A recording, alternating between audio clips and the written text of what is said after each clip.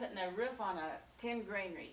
So Leland was holding the baby while I was getting supper, and the wind carried that big old tin top off that granary, and it come right down on the side of her head and cut a big old gash. I thought Dad was holding me and Leland was putting the roof on. No, sir. Grandpa was up on top of that granary, and Leland was holding you.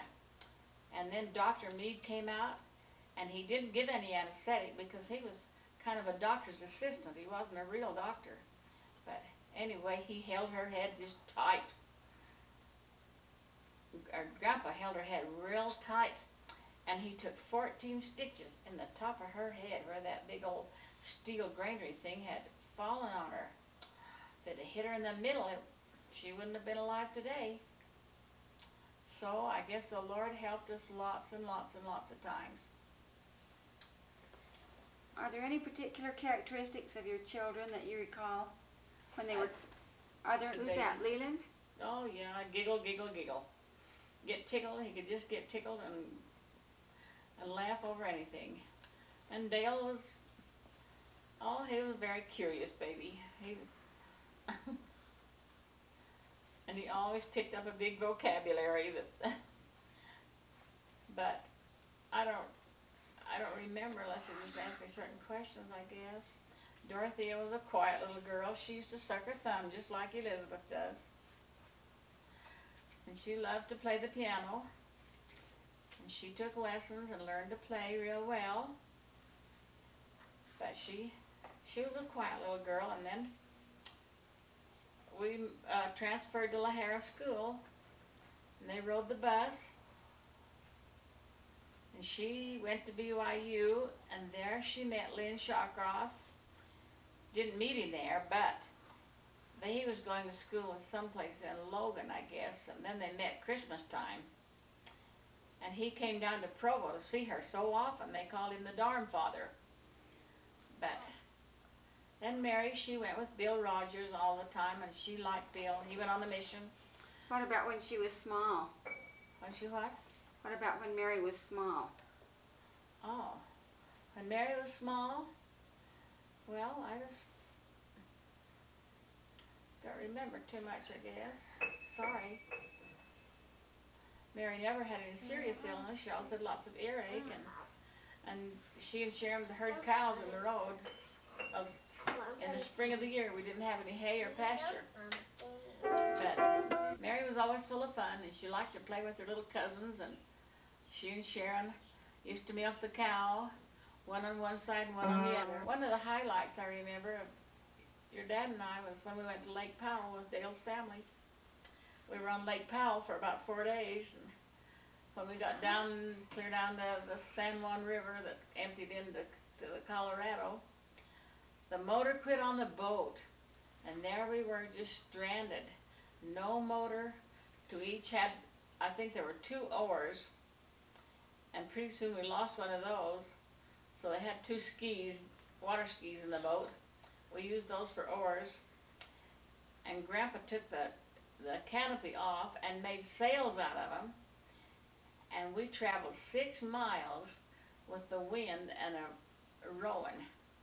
It was quite a highlight because that was just before he died, and we had to camp out on those rocks, and it was so hot, 110 degrees.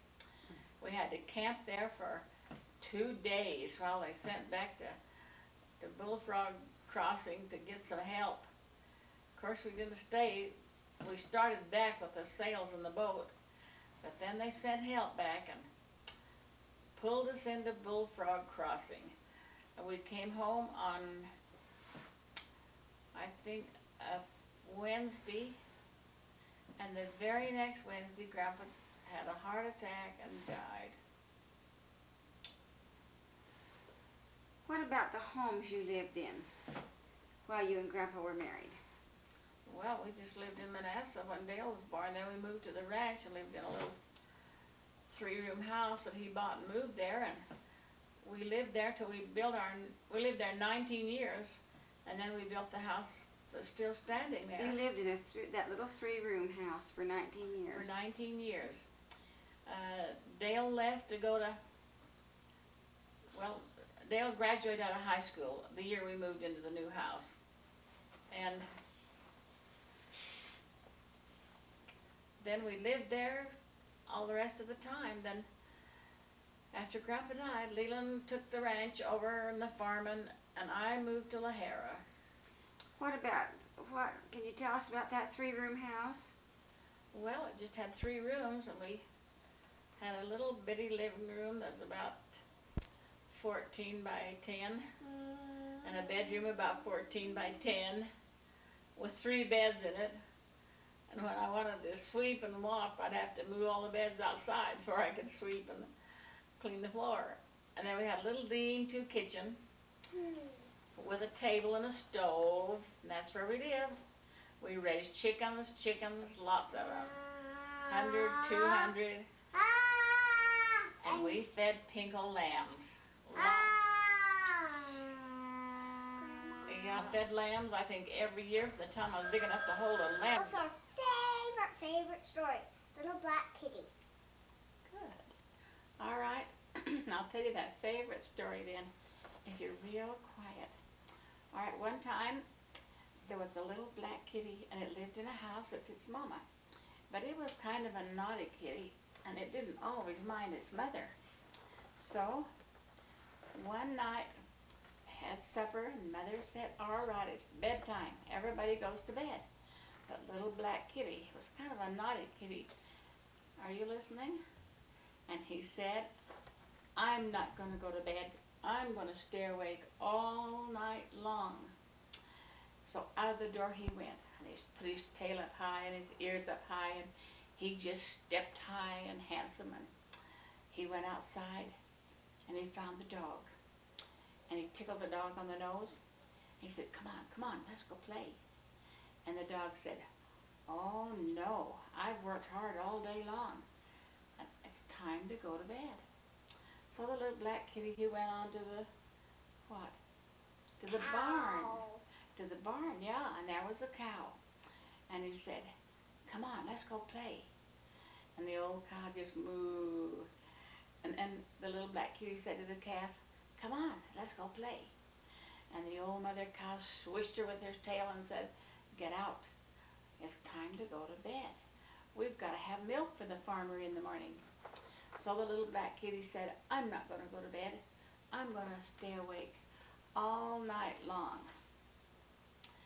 So he just put his tail higher, and he marched out to the pony. And he said to the pony, come on, pony, let's go play. Pony said, oh no, I've worked hard all day long. It's time to go to bed.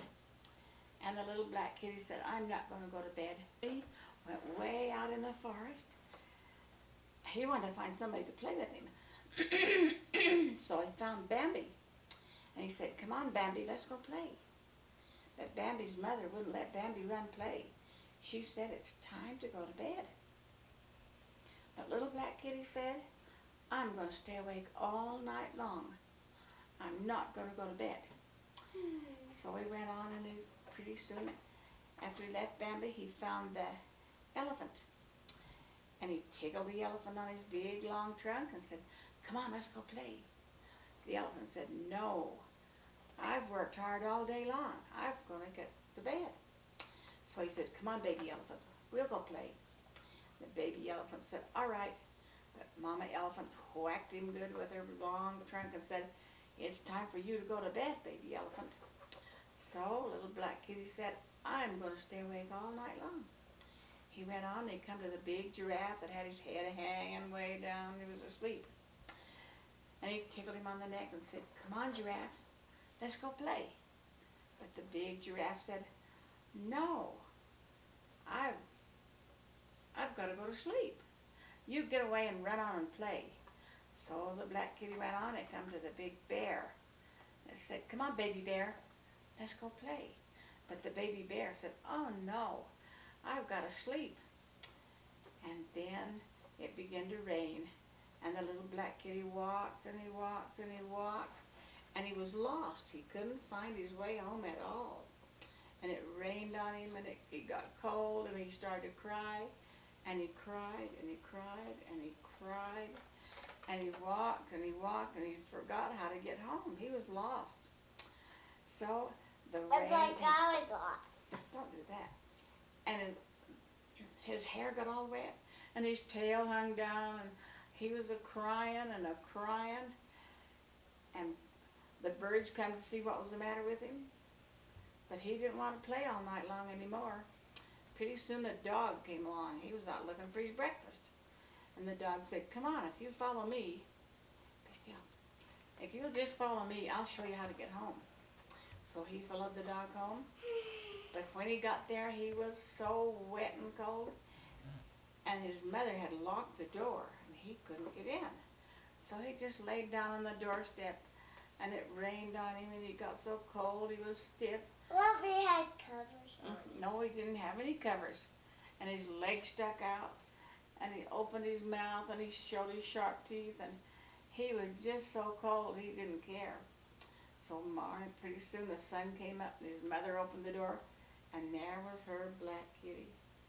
He was so cold. She got a blanket and wrapped around him, put him on the bed, and he caught a really bad cold. And he had to stay in bed. How long? 3 days. 3 days and take nasty, nasty medicine. So after that, he always would mind his mama, "Put your gown down." That's the end.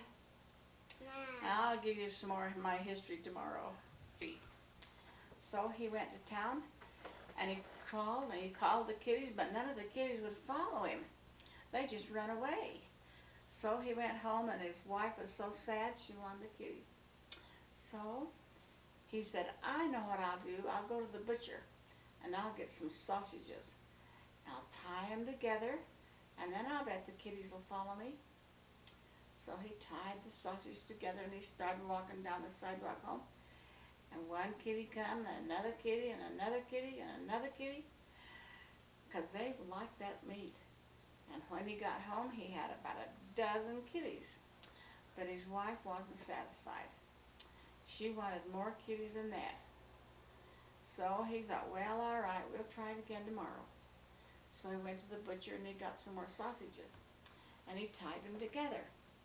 And he started home. And by this time, the cats all over town could smell the sausages. And they began to follow.